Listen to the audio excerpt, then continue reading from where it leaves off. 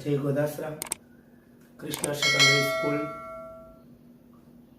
આજથી આપણે આ લોકડાઉનના સમયમાં ઘરે બેસી તમે લોકો અભ્યાસ કરી શકો એ હેતુથી ઓનલાઈન વિડીયોઝ બનાવવાનું શરૂ કરી રહ્યા છીએ. કારણ કે બાળકો, તમે જાણો છો, ધોરણ 10 એસએસસી બોર્ડ એ આપના માટે મહત્વનું વર્ષ છે. તેમાં પણ મહત્વનો સબ્જેક્ટ એટલે કે મેથ્સ અને મેથ્સના એનસીઆરટીના પાઠ્યપુસ્તક પ્રમાણે 16 ચેપ્ટર્સ છે. તેમાંથી અગત્યના ચેપ્ટર્સ કે જે આગળ જતા તમને સાયન્સ, કોમર્સ અથવા તો કોઈ પણ સ્પર્ધાત્મક એક્ઝામ જેવી કે રેલવે, બેન્કિંગ, યુપીએસસી આવી બધી એક્ઝામોમાં પણ આપણા આ ચેપ્ટર્સ આગળના વર્ષો 11-12 સાયન્સ કે કોમર્સમાં ભણી અને એનું જે ટોટલ ફાઉન્ડેશન તમે તૈયાર કરેલું હોય મજબૂતીથી, તો આપને આગળ જતા કામ લાગી શકે એવા છે. અને આવા બધા મેઇન ચેપ્ટર્સ છે તેને આપણે સરળતાથી કેવી રીતે ભણી શકીએ અને આ બધા ચેપ્ટર્સ જેવા કે દ્વિઘાત સમીકરણ છે, સમાંતર શ્રેણી છે, યામ ભૂમિતિ, ત્રિકોણમિતિ, અંતર ઊંચાઈ અને પ્રમેયો તથા રાઇડરો, આ બધું લગભગ મારે પૂરું કરવાનું થશે. બીજી મિત્રો એક વાત તમને કરવાની છે કે જે પણ વસ્તુ અત્યારે બોર્ડ ઉપર તમને લખી બતાવવામાં આવે છે, આ બધી વસ્તુઓને તમારે ઘરે ફેરબુકમાં વ્યવસ્થિત ઉતારી લેવાની છે કે જેથી કરીને એક્ઝામ ટાઈમે તમને મદદરૂપ થઈ શકે અને લોકડાઉનના પીરિયડમાંથી આપણે બહાર આવીએ ત્યારે સ્કૂલ પર પણ કોર્સ થોડો ફાસ્ટલી પૂરો કરી શકાય. આ હેતુથી આપણે ઓનલાઈન વિડીયોઝ બનાવીએ છીએ. તો આજે હું શરૂ કરવા જઈ રહ્યો છું ચેપ્ટર 4 દ્વિઘાત સમીકરણ. મિત્રો, પહેલા અહીંયા સમજી લઈએ આપણે કે ચેપ્ટર નંબર 4 જે છે એટલે કે એનું નામ દ્વિઘાત સમીકરણ આપેલું છે કે જેને ક્વાડ્રાટિક ઇક્વેશન, બાંધી દઉં છું ઇક્વેશન, દ્વિઘાત સમીકરણ એટલે કે ક્વાડ્રાટિક ઇક્વેશન આવું નામ આપેલું છે.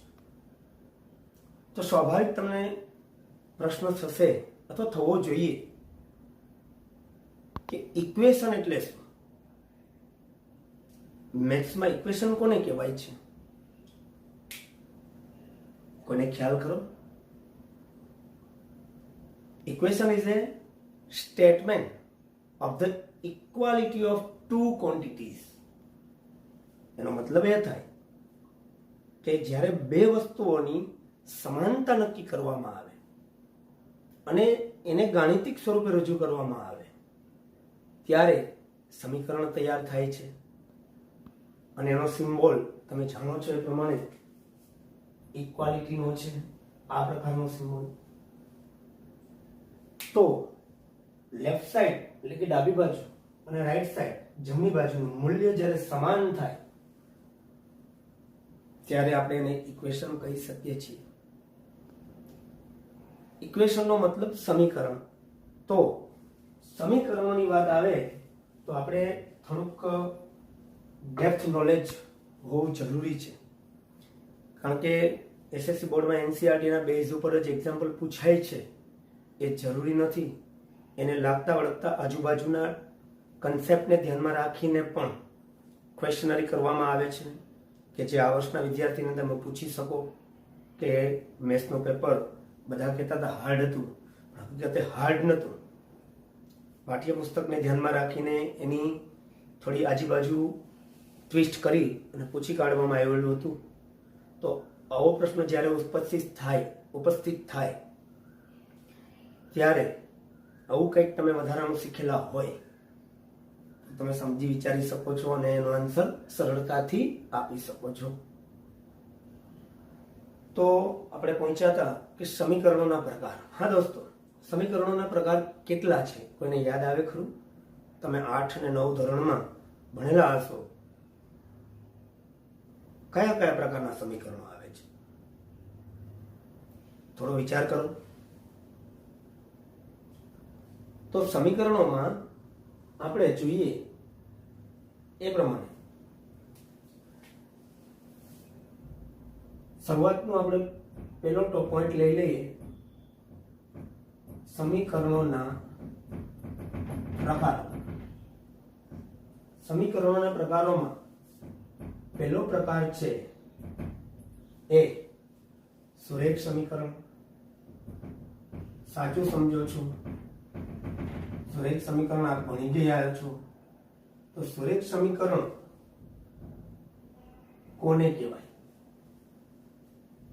સુરેખ એટલે રેખાનું સમીકરણ. It's okay.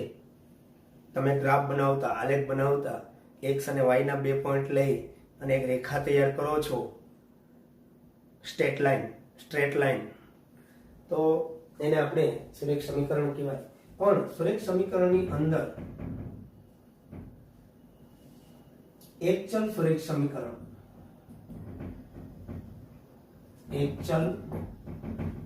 સમીકરણ, આવો એક પ્રકાર છે. તો એક ચલ સુરેખ સમીકરણ કોને કહેવાય? એક ચલ સુરેખ સમીકરણમાં આપણે ઉદાહરણ લઈ લઈએ એટલે થોડું ઘણું ડિસ્ટ્રેક્ટ. જો મિત્રો, આ આપણે બોર્ડમાં નથી પૂછવાનું, પણ તમને આનું નોલેજ હોવું જરૂરી છે.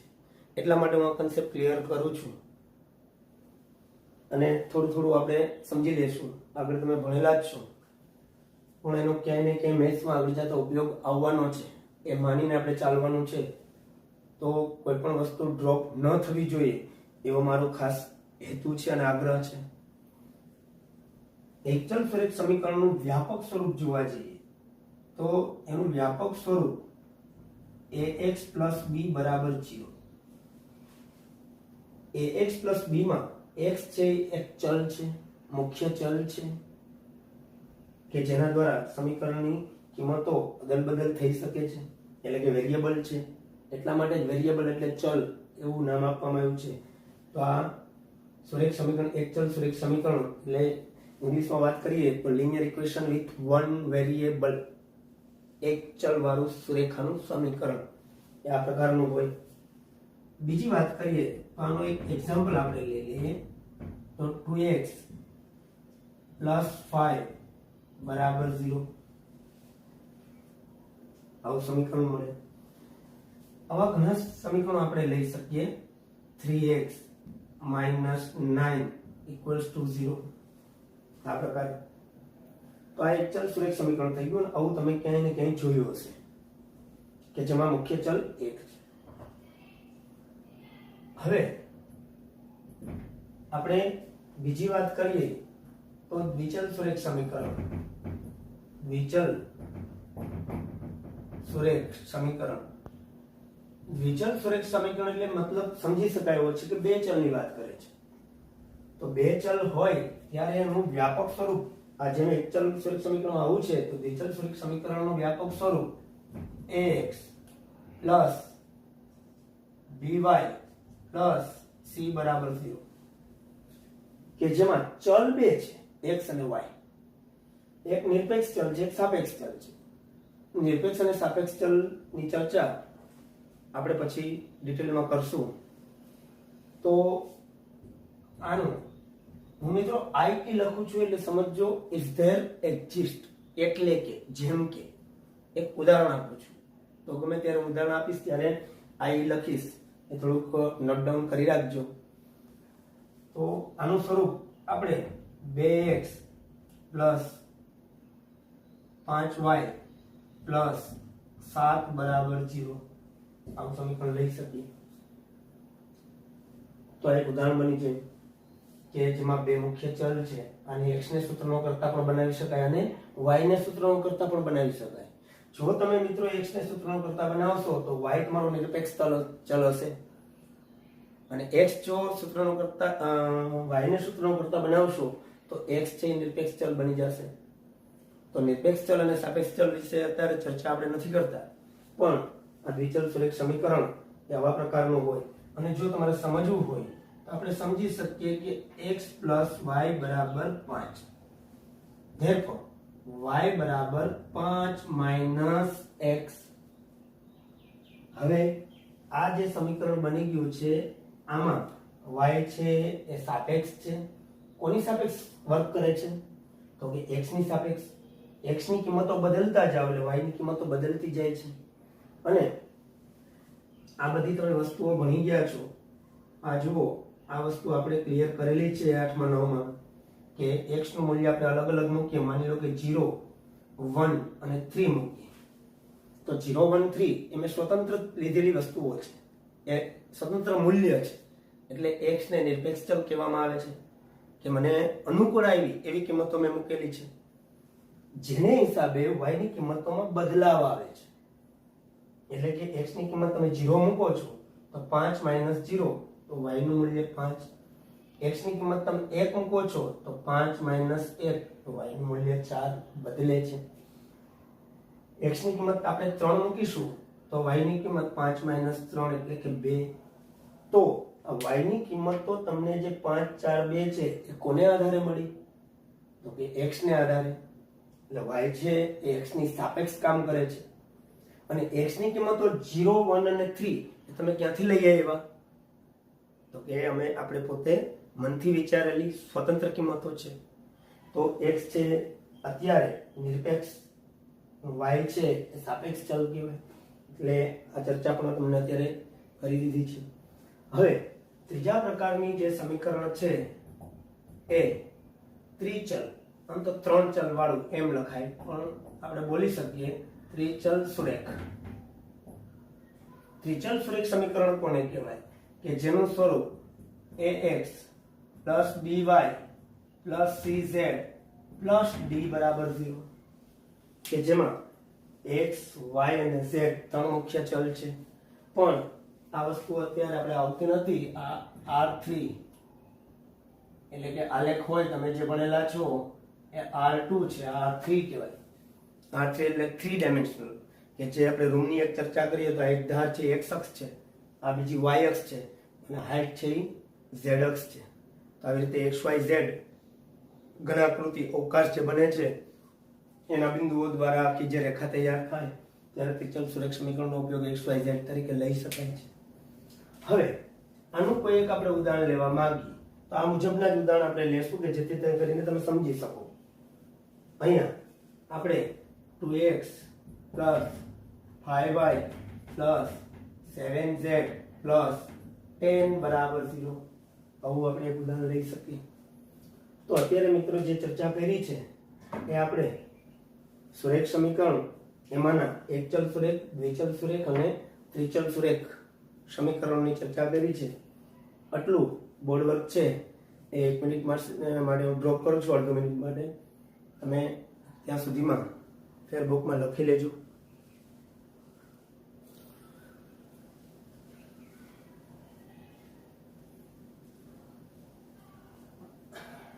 હવે મિત્રો આપણે સુરેખ સમીકરણ જે ભણી ગયા છીએ એના પ્રકાર તો ભણી ગયા. તો સમીકરણોના જે ટોટલ 6-7 પ્રકાર છે બધું ભણવાનું છે આપણે. તો આપણે પહેલા ચર્ચા કરી સુરેખ સમીકરણની. હવે સમીકરણના પ્રકારમાં મુખ્યત્વે બીજો પ્રકાર એટલે બહુપદી સમીકરણ. આ શબ્દ તમારો જાણીતો છે, બહુપદી સમીકરણ. બહુપદી સમીકરણ કોને કહેવાય એ તો તમને હવે તો ખ્યાલ હોવો જ જોઈએ, કારણ કે આ ટાઈપના નામનું ચેપ્ટર તમે અત્યારે હાલમાં ભણો છો એ મને ખ્યાલ છે. બહુપદી કોને કહેવાય? એક કરતા વધુ પદ હોય એને આપણે બહુપદી કહીએ છીએ. તો બહુપદીનું ઇંગ્લિશ નામ પોલિનોમિયલ્સ છે. પોલિનોમિયલ્સ હોવાને હિસાબે તમે p ઓફ x એવું લખતા હશો. બસ એ જ પોલિનોમિયલ્સ ઇક્વેશન એટલે કે બહુપદી સમીકરણો. બહુપદી સમીકરણોમાં ફરી 3 પ્રકાર છે. એમાંનો આપણો પહેલો પ્રકાર છે એ એકપદી સમીકરણ. તો એકપદી સમીકરણનું કોઈ પણ એક ઉદાહરણ આપણે લેવું હોય તો આનું એક્ઝામ્પલ આનું જનરલ ફોર્મ નહીં લઈએ, આપણે એક્ઝામ્પલ સીધા લઈ લઈએ. એકપદી સમીકરણ એટલે આવા પ્રકારના સમીકરણ 12x બરાબર 0 -5xy બરાબર 0 આવા પ્રકારના સમીકરણ કે જેમાં માત્ર એક જ પદ છે તો આને એકપદી સમીકરણ કહેવાય. તો બહુપદી સમીકરણનું એક પ્રકાર એટલે એકપદી, બીજો પ્રકાર એટલે એ આપણે અહીંયા લઈ લઈએ દ્વિપદી સમીકરણ. હવે દ્વિપદી, એકપદી એટલે મોનોમિયલ ઇક્વેશન, દ્વિપદી એટલે બાયનોમિયલ ઇક્વેશન. આગળ જતા તમારે આ શબ્દનો ઉલ્લેખ આવશે. બહુપદી સમીકરણોમાં પહેલો પ્રકાર છે એકપદી કે જેમાં એક જ પદ હોય, દ્વિપદી કે જેમાં બે પદ હોય. અને આનું આપણે ઉદાહરણ લેવા માંગીએ તો આમાં દ્વિપદી તરીકે આપણે કંઈક આવું ઉદાહરણ લઈ શકીએ. 2x નો વર્ગ 5y નો વર્ગ બરાબર 0. અથવા આવું પણ લઈ શકીએ 2x નો વર્ગ +7 બરાબર 0. તો મિત્રો થોડુંક આ યાદ રાખજો, દ્વિપદી સમીકરણમાં પદની સંખ્યા 2 છે, ઓકે, વર્ગ 2 છે, પણ આ મેક્સિમમ ઘાત 2 છે એટલે દ્વિઘાત સમીકરણનું સ્વરૂપ છે. આ થોડું ધ્યાનમાં લેજો કે જેનો આપણે દ્વિઘાત સમીકરણ આપણે જે ફૂલ ફેસમાં ચલાવતા હશું ત્યારે હું તમને અહીં વિશેષ ચર્ચા કરી બતાવીશ ફરીથી કે શા માટે એને દ્વિઘાત સમીકરણ કહેવાય છે. તો દ્વિઘાત સમીકરણમાં ફરીથી બે ચલ ન હોય, એક મગજમાં રાખજો, એક ચલ દ્વિઘાત સમીકરણ હોય એટલે આ છે દ્વિઘાત સમીકરણનું સ્વરૂપ છે. એ થોડું ધ્યાનમાં લેજો કે જેને દ્વિપદી સમીકરણનું સ્વરૂપ કહી શકાય, કારણ કે એમાંથી એમસીક્યુ ટ્વિસ્ટ કરી શકાય છે. અને ત્રીજી વાત જે આપણે કરીએ છીએ એ ત્રીજું ત્રિપદી સમીકરણ.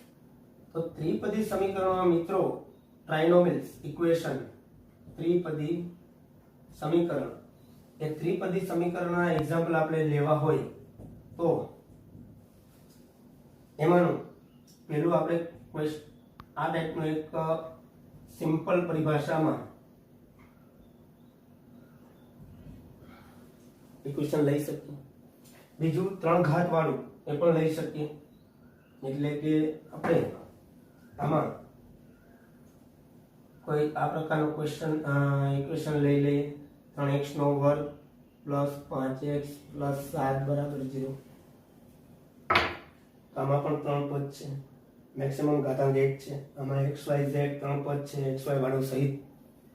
ઘાતાંકને મહત્વ નથી, પદને મહત્વ છે. તો આ એકપદી, દ્વિપદી અને ત્રિપદીના ઉદાહરણો થયા. હવે એક કરતા વધુ પદ હોવાને હિસાબે એને બહુપદી સમીકરણો બોલવામાં આવે છે. તો અત્યારે આપણે બહુપદી સમીકરણો વિશે સમજી રહ્યા છીએ. હવે આના પછીનો આપણો વિભાગ હશે એ છે સમીકરણોનો ત્રીજો પ્રકાર.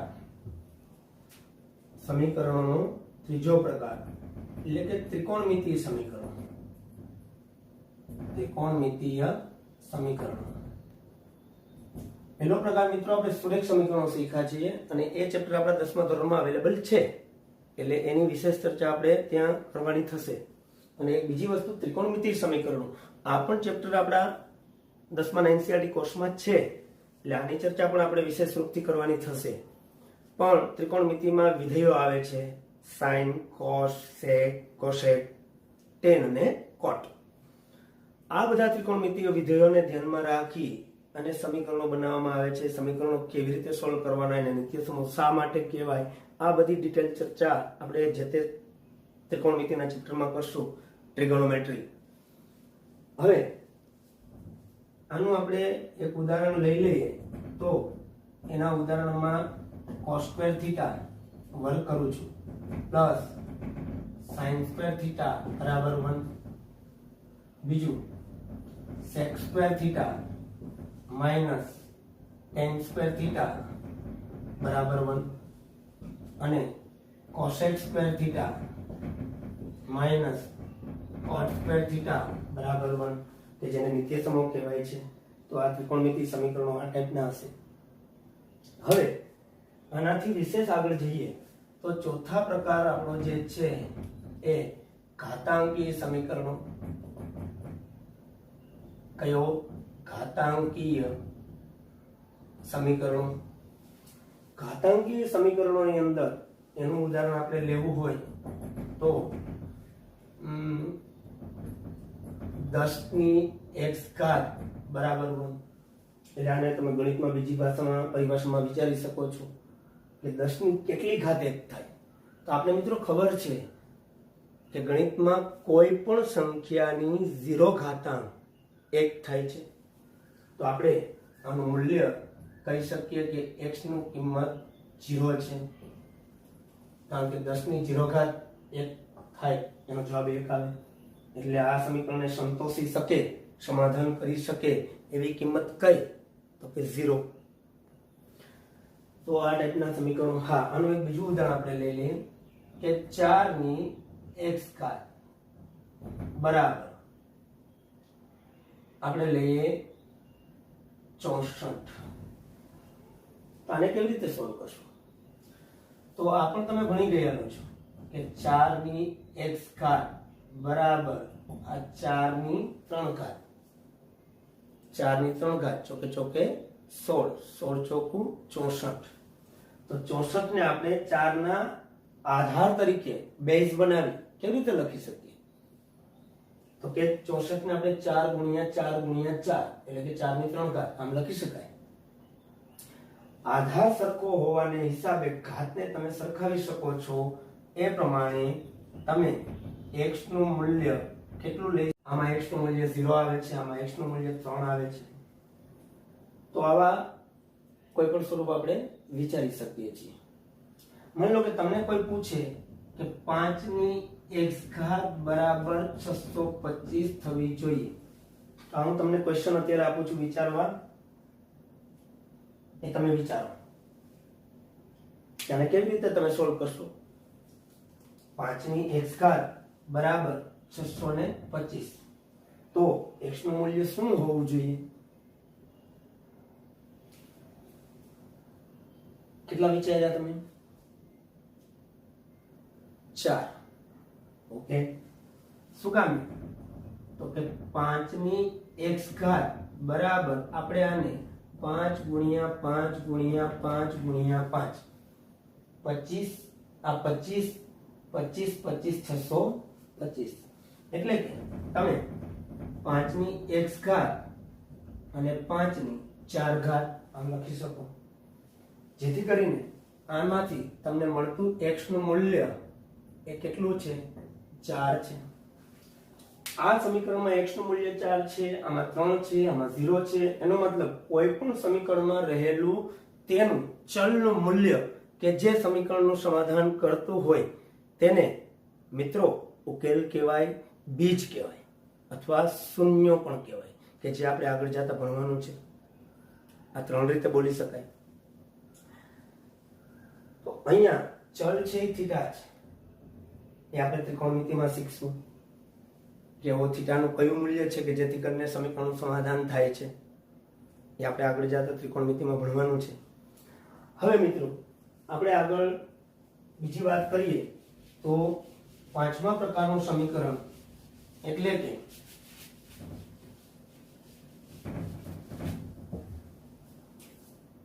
પાંચમા પ્રકારનું સમીકરણ આપણે લઈએ તો સમય સમીકરણ. હા, ઓકે, સમય સમીકરણ. સમય સમીકરણ કોને કહેવાય? Rational equation. તો રેશનલ ઇક્વેશન એટલે અપૂર્ણાંક. ઓકે, તો આ પ્રકારની જ્યારે વાત આવે ત્યારે x ના છેદમાં 4 બરાબર x પ્લસ 5 ના છેદમાં 12 આવું કે આના જેવું કોઈ પણ બીજું સમીકરણ એ આપણે વિચારી શકાય. તો આવા પ્રકારના સમીકરણો જ્યારે હશે x માઇનસ 3 ના છેદમાં 5 બરાબર x પ્લસ 8 ના છેદમાં 10, તો આપણે સમજી શકીએ કે 4 અને 12, 5 અને 10 નો લસા લઈ આનું સાદુરૂપ આપવું, સિમ્પ્લિફિકેશન કરવું જરૂરી બની જાય અને સાદુરૂપને આધારે સમીકરણો બનવા માંડે. તો આ પ્રકારના સમીકરણોને પણ મિત્રો આપણે યાદ રાખવા પડશે કે આમાંથી આ સ્વરૂપ હજી મેં આપ્યું નથી, આમાંથી દ્વિઘાત સમીકરણ બની જાય એ ટાઈપના સ્વરૂપો આવે છે કે જેને આપણે સોલ્વ કરી અને દ્વિઘાત સમીકરણમાં અલગ અલગ પ્રકારની રીતો છે એ રીતો વાપરી અને એનો ઉકેલ મેળવવાનું થશે. તો આ પ્રકારના સમીકરણોને આપણે સમય સમીકરણ એવું નામ આપી શકીએ. હવે એના પછી છઠ્ઠું છે એ રેડિયલ સમીકરણ એવું નામ છે, પણ આપણે એને રૂટ વાળા સમીકરણ એમ સમજશું. હવે મિત્રો રૂટ વાળા સમીકરણો કોને કહેવાય? રૂટ વાળા એટલે જરૂરી નથી કે વર્ગમૂળ, વર્ગમૂળ, ઘનમૂળ, પંચમૂળ. 1/2 તો વર્ગમૂળ, 1/3 તો ઘનમૂળ, 1/4 ચતુર્થ મૂળ. આવા સમીકરણો, આવા સમીકરણોની પરિભાષા કંઈક આવા પ્રકારની હોય કે x ની 1/2 માઇનસ 16 બરાબર 0, અને બીજા અર્થમાં રૂટ x માઇનસ 16 બરાબર 0 આમ લઈ શકાય. તો આપણે આને સોલ્વ કરવું હોય તો રૂટ x બરાબર 16, પછી આપણે ગણિતમાં શીખી ગયા છો, તમે નવમા ધોરણમાં શીખેલા જ હશો. રૂટ x વર્ગમૂળ નો વર્ગ કરો તો સામેવાળાનો પણ વર્ગ થાય, એટલે કે રૂટ x નો વર્ગ સામે તમે 16 નો વર્ગ, એટલે રૂટ x નો વર્ગ x, કારણ કે રૂટ એટલે 1/2 ઘાતાંક થાય તો વર્ગ જાય વર્ગમૂળ થાય એમ બોલીએ છીએ આપણે. તો રૂટ x નો x અને આ થશે 256. તો આમાં x નું મૂલ્ય 256 આવે છે, એનો ઉકેલ થશે. આ ટાઈપના સમીકરણો હોય, રૂટ વાળા, ઘનમૂળ વાળા, વર્ગમૂળ વાળા, આમાં ડિટેલમાં નથી જતા. હવે આમાં બીજો એક પ્રકાર આપણે લઈ શકીએ, એક આ જે પ્રકાર લીધો હતો, બીજો પ્રકાર આપણે આવો કંઈક લઈ શકીએ, કારણ કે આ ટાઈપના ક્વેશ્ચન માની લો કે આવે તો આપણે એને સોલ્વ કરી શકીએ.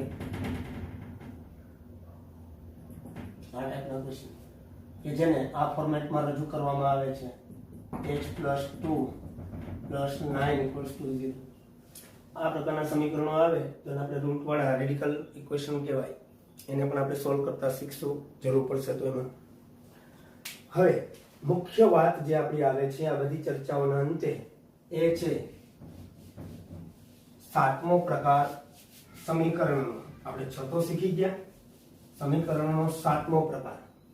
તો સમીકરણનો સાતમો પ્રકાર એટલે આપણે જે વાત કરી છે, આપણા ચેપ્ટરનું નામ દ્વિઘાત સમીકરણ.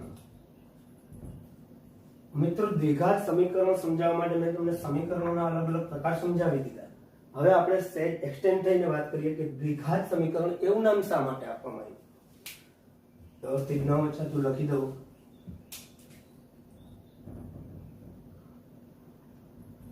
દ્વિઘાત સમીકરણ. દ્વિઘાત આવું નામ શા માટે આપવું?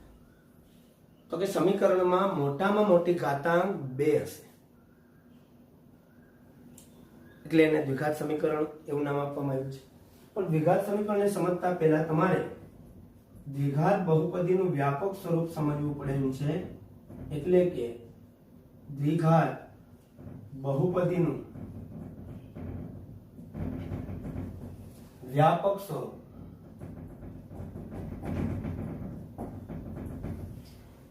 દ્વિઘાત બહુપદીનું વ્યાપક સ્વરૂપ તમને મિત્રો યાદ હશે, કારણ કે દ્વિઘાત સમીકરણ તમે બહુપદી તમે ચેપ્ટર્સ ભણો છો તો દ્વિઘાત બહુપદી કોને કહેવાય, એનું જનરલ ફોર્મ, સામાન્ય સૂત્ર કયું છે? તો કે દ્વિઘાત બહુપદીનું વ્યાપક સ્વરૂપ તમે ભણો છો ax + by + c બરાબર ax square plus bx plus c આવું લઈએ છીએ આપણે કે જ્યાં a નોટ 0 આ શરત છે, કન્ડિશન છે. અને મિત્રો હવે થોડા કન્ડિશન થી દૂર ન ભાગતા ગણિતની કોઈ પણ કન્ડિશન હોય એને સમજવાનો પ્રયત્ન કરજો ઊંડાણથી. તો a નોટ 0. બીજી વાત કરેલી છે abc belongs to R. અને ત્રીજી વાત કીધી છે x ની મહત્તમ ઘાતાંક 2 હશે. આને આપણે દ્વિઘાત બહુપદીનું વ્યાપક સ્વરૂપ કહીએ છીએ. સામે પક્ષે બીજી એક વાત આપણે કરી લઈએ પોઈન્ટ વાઇઝ કે દ્વિઘાત બહુપદીનું વ્યાપક સ્વરૂપ કોને કહેવાય. એ સમજી લીધા પછી દ્વિઘાત સમીકરણનું વ્યાપક સ્વરૂપ, દ્વિઘાત સમીકરણનું વ્યાપક સ્વરૂપ અથવા તો સામાન્ય સ્વરૂપ, સ્વરૂપ લખું છું એટલે સમજો સામાન્ય સ્વરૂપ. દ્વિઘાત સમીકરણનું વ્યાપક સ્વરૂપ એ આના જેવું જ છે, આના ઉપરથી લીધેલું છે. ax નો વર્ગ પ્લસ bx પ્લસ c બરાબર 0. જ્યાં આમાં પણ એ જ condition a not 0, abc belongs to R. અને ત્રીજું x ની મહત્તમ ઘાતાંક 2 હશે. હવે તમે સમજી શકો છો બોર્ડમાં મેં લખ્યું છે દ્વિઘાત બહુપદીનું વ્યાપક સ્વરૂપ, દ્વિઘાત સમીકરણનું વ્યાપક સ્વરૂપ, બંનેમાં ફરક શું છે તો તમને સીધું નજરમાં આવી જાય એવી વસ્તુઓ છે કે દ્વિઘાત બહુપદીમાં હું બરાબર 0 નથી લખતો, દ્વિઘાત સમીકરણમાં હું બરાબર 0 લખું છું. કન્ડિશન તો બંને સેમ છે, એને આપણે ડિટેલથી સમજશું. તો દ્વિઘાત સમીકરણનું વ્યાપક સ્વરૂપ તમને પૂછે તો ax વર્ગ વત્તા bx વત્તા c બરાબર 0. અને બીજી એક વસ્તુ તમને જોવા મળશે કે આમાં ક્યાંય y નથી, માત્ર ને માત્ર મુખ્ય ચલ x નો ઉપયોગ કરેલો છે. તમે y નો ઉપયોગ કરીને પણ આને લખી શકો છો, પણ એ આ ટાઈપનો હશે ay square by plus c બરાબર 0.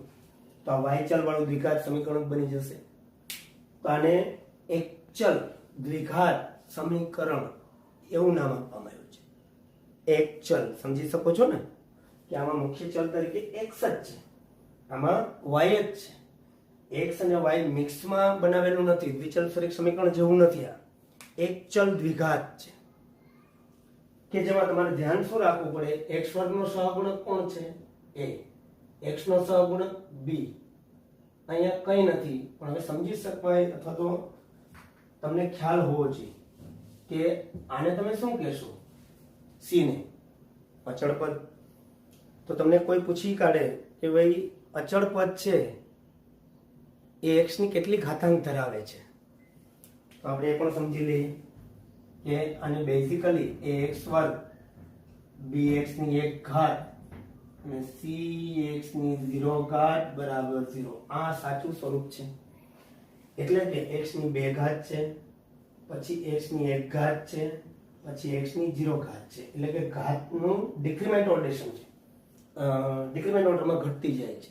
2 ઘાત 1 ઘાત 0 ઘાત. તો 2 ઘાત સ્વાભાવિક વસ્તુ છે, 2 ઘાત વાળું સમીકરણ હશે તો પદની સંખ્યા 3 થશે. તો ત્રિઘાત સમીકરણ હશે તો પદની સંખ્યા 4 થશે. 3 ઘાત 2 ઘાત 1 ઘાત અને અચળ પદ છે x ની 0 ઘાત ધરાવે છે. એટલે x ની 0 ઘાત એટલે કે ગણિતમાં તમે સમજો છો કોઈ પણ ની 0 ઘાત એટલે 1 થાય. આગળ c છે તો c ને આના વડે ગુણો તો આનો આન્સર c આવશે કે નહીં. એટલા માટે ત્યાં માત્ર ને માત્ર c લખવામાં આવે છે કે કોઈ પણ ની 0 ઘાત એ 1 છે. તો c ગુણ્યા 1 એટલે c થશે. તો અહીંયા માત્ર c લખવામાં આવે છે, ત્યાં બાજુમાં x ની 0 ઘાત એવું અર્થઘટન લખવામાં આવતું નથી. તો અચળ પદ છે x ની 0 ઘાત ધરાવે છે એ સર્વ લોકોને અથવા તો બધા વિદ્યાર્થીઓને તમને ખ્યાલ હોવો જોઈએ.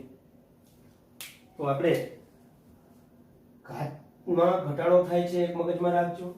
બીજું મોટા મોટી ઘાત 2 છે મોટા મોટી ઘાત 2 છે નો સહગુણક a છે અને એની શરતો વિશેની વાત કરેલી છે, પણ એ શરતો હવે આપણે નેક્સ્ટ લેક્ચરમાં ફરીથી મળશું ત્યારે S0 શા માટે રાખવામાં આવ્યો છે, ABC belongs to R જ શા માટે લેવાનું કહે છે, આ બધી શરતોને આપણે બ્રીફલી ડિસ્ક્રિપ્શનમાં સમજશું.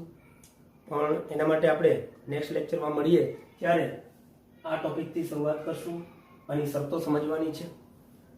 ટોટલી પ્રસ્તાવના વ્યવસ્થિત સમજાઈ ગયા પછી આપણે એનસીઆરટી ટેક્સ્ટબુકના એક્ઝામ્પલ્સ, ઉદાહરણ, બીજા બહારથી લીધેલા બનાવેલા એક્ઝામ્પલ્સ ગણવાના છે કે જેથી કરીને તમને ટોટલી ચોથા ચેપ્ટર દ્વિઘાત સમીકરણમાં આવતી રીતો, એના એક્ઝામ્પલ્સ બધા ક્લિયર થઈ જાય. સાથે સાથે એમસીક્યુ પણ કરશું અને શોર્ટ ટ્રીકો પણ આપણે ઉપયોગ કરી જોશું. તો અહીં સુધી આપણે આ લેક્ચર રાખીએ. અસ્તુ.